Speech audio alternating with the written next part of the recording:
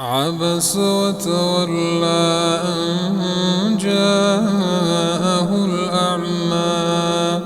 وما يدريك لعله يزكى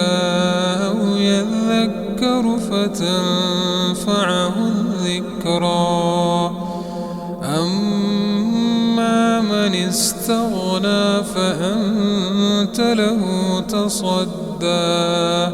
وما عليك ألا يزكى وأما من جاءك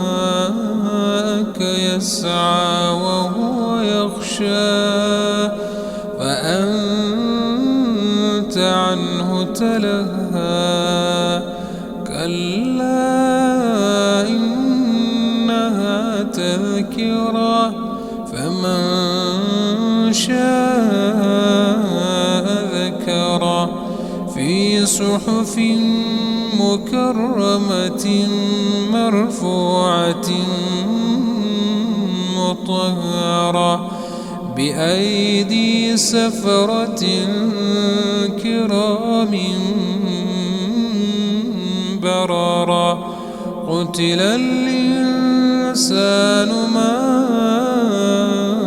أكفره من أي شيء خلقه من نطفة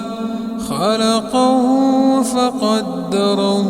ثم السبيل يسره ثم أماته فأقبره ثم إذا شاء أنشره كلا لما يقض ما أمره فلينظر الإنسان إلى طعامه أنا صببنا الماء صبا ثم شققنا الأرض شقا فأنبتنا فيها حبا وعنبا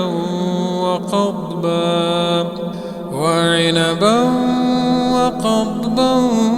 وزيتونا ونخلا وحدائق غلبا وفاكهة وأبا متاعا لكم ولأنعامكم فإذا جاءت الصاخة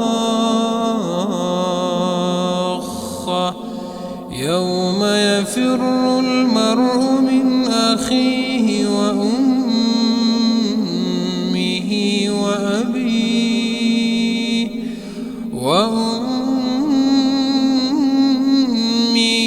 وأبيه وصاحبته وبنيه لكل امرئ منهم يومئذ شأن يغنيه وجوه يومئذ مسفرة ضاحكة مستبشرة ووجوه يومئذ عليها غبرة ترهقها قترة أولئك